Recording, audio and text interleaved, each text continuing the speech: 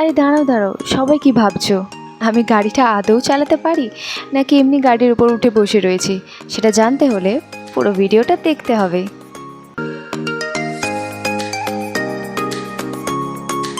শুধু তো রোজ গাড়ি চালালে হবে না, গাড়িটা চালানোর আগে পরিষ্কার করে নিতে হবে। আর যারা গাড়ি লাভার আছো তাদেরকে তো এই কথাটা বলতেই লাগবে না। আমরা যেমন নিজেদেরকেও প্রত্যেক দিন পরিষ্কার করি, যত্ন করি, সেরকম গাড়িটাকেও যত্ন আর পরিষ্কার করা দরকার। এবার আমি আসল কথায় আসি। আজকে ব্যাপারটা হচ্ছে, গাড়িটা অনেক দিন ধরেই বাড়িতে পড়ে রয়েছে, অনেক দিন মানে অনেক মাস ধরে। এটা আমার ভাইয়ের গাড়ি। ও যেহেতু এখানে থাকে না, সেই জন্য গাড়িটা ওর গ্যারেজেই অনেক দিন ধরে পড়ে রয়েছে। আর আমাদের রেগুলার ইউজের জন্য অন্য গাড়ি রয়েছে। ও যেহেতু আর কদিন পরে আসবে, গাড়িটা ঠিকঠাক আছে কি না, ঠিকঠাক স্টার্ট নিচ্ছে কি না, সেই জন্য গাড়িটা নিয়ে বেরোনো। আর বেরোনোর সাথে সাথেই দেখছি গাড়িটা হঠাৎ সামনের চাকাটা কেন যেন টলমল করছে। আমি গাড়ি থেকে নেমে দেখলাম গাড়ির দুটো চাকাতে একদমই হাওয়া নেই, একদম চুপসে গেছে। তারপর গাড়িতে হাওয়া দিয়ে একটু আমাদের বাড়ির পাশে স্টেডিয়াম রয়েছে, ওখানে এলাম। এখানে আসার কারণ হচ্ছে গাড়িটা আমি চালাবো, আমি চালানো একটু শিখবো। অ্যাকচুয়ালি আমি স্কুটি চালাতে পারি, গাড়িটা চালাতে পারি, ব্যালেন্স করতে পারি, ঠিকঠাক জানি না। তো সেই জন্য আমার এক বন্ধুকে ডাকলাম, বললাম তুই আমাকে একটু গাড়ি চালানোটা ঠিকঠাক শিখিয়ে দে, আর গাড়িটা ঠিক আছে কিনা একটু চালিয়ে দেখে নিবি। তো আর এখন বেশি দুপুর হয়নি, ওই 12টা মতো বাজে।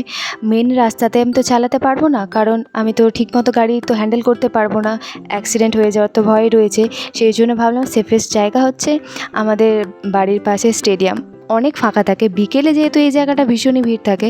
আর আমি জাস্ট গাড়িটা চালাবো বলে উঠেছি, আর সাথে সাথেই বৃষ্টি নেমে গেছে। গাড়ি রেখে দিয়ে আমরা সাইডে গিয়ে একটু দাঁড়ালাম।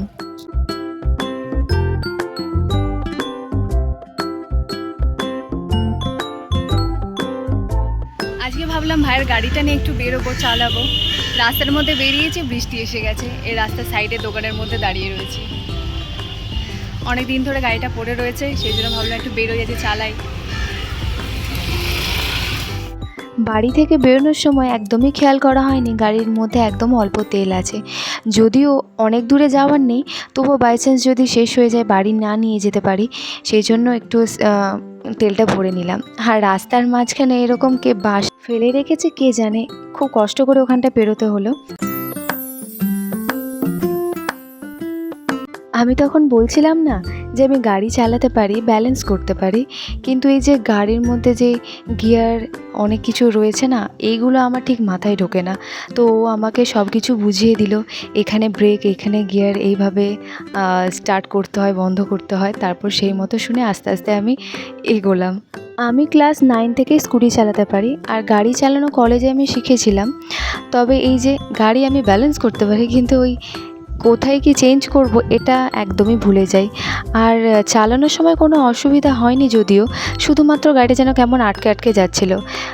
আটকে যাওয়ার কারণ হচ্ছে ওই ফার্স্ট গিয়ারে গাড়ি চালাচ্ছিলাম, সেকেন্ড গিয়ারে আমি ট্রাই করছিলাম, বাট আমায় বারণ করলো যদি বাই চান্স পড়ে টরে যাই। তবে এই গাড়িটা ভীষণই ভারী ছিল।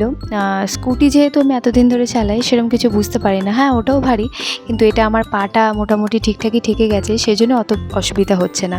তবে 2-4 বার চালাতে চালাতে ঠিকঠাক শিখে যাব। তো এবার ভাবলাম যে বাড়ি যেতে হবে, কারণ মেঘের অবস্থা ভীষণই খারাপ। আর কটা দিন ঠিকঠাক প্র্যাকটিস করে আমি ভালো করে গাড়িটা চালিয়ে তোমাদের সবাইকে দেখাবো। আর চলো, ভিডিওটা আমি এখানেই শেষ করছি, আর একটা অন্য ভিডিওতে দেখা হচ্ছে।